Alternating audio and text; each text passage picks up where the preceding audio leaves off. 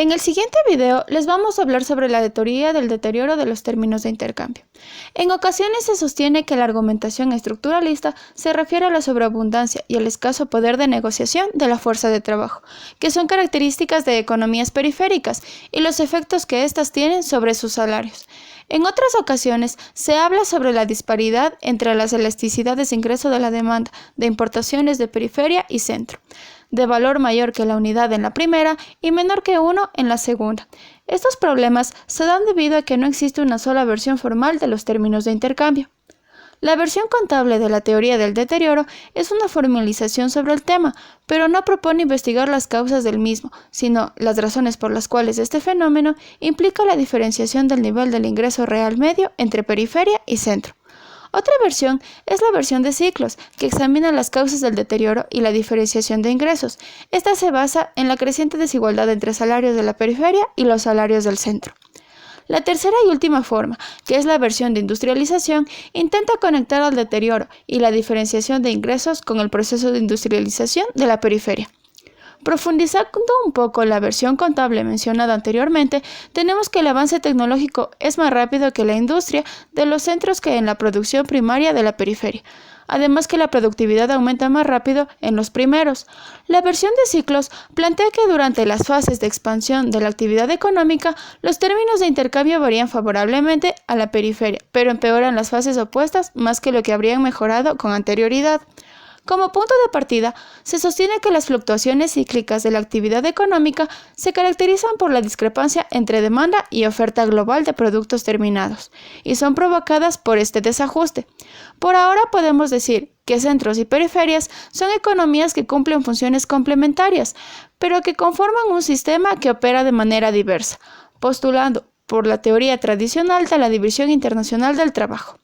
El traslado de los efectos de las contracciones cíclicas hacia la periferia, señalamos que los términos de intercambio pierden las menguantes más de lo que habrían ganado en las crecientes. Para explicar de manera sencilla estas grandes caídas, puede admitirse que las productividades del trabajo de los sectores exportadores de la periferia y centro permanecen constantes durante las fases de contracción de la actividad económica. Para hablar del último apartado, versión de industrialización, debemos tener en cuenta que se trata de poner en manifiesto que la explicación se basa en un patrón de referencia implícito, que impone las condiciones requeridas para que el deterioro no se produzca. Ahora hablaremos sobre el enfoque estructuralista de la inflación. Aunque las perspectivas varían con el autor y cada esquema de análisis posee sus propios matices, los diversos trabajos presentan un rasgo principal que tienen en común. Consideran que los procesos inflacionarios latinoamericanos tienen sus raíces en desequilibrios generados por la esfera real del sistema económico y principalmente en ciertas características y rigideces de los sectores externos y agrícola.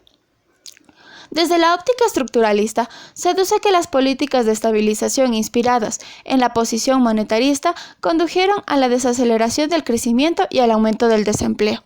Además, que solo lograron éxitos temporales y poco significativos en cuanto a las metas que perseguían.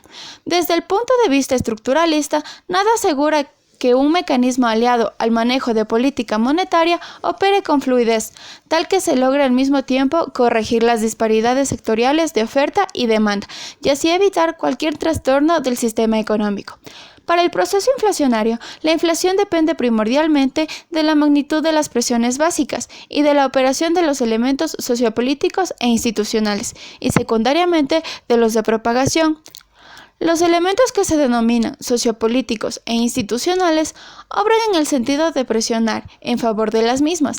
Las fuerzas que impulsan la industrialización, como son los grupos de interés industriales, las organizaciones sindicales, los estratos de ingresos medios de los cuales una parte significativa depende directamente del aparato estatal. Estos temas sugieren el análisis de la incidencia de los elementos y mecanismos que operan en el corto plazo de su conexión al largo plazo. Para terminar de poner en plano ciertas características de estructura de las economías periféricas, como el régimen de propiedad y tenencia de la tierra en el sector agrícola y la especialización primaria exportadora en el sector externo, la discusión del fenómeno inflacionario desempeñó un papel importante en la transformación de las teorías relativas al largo plazo.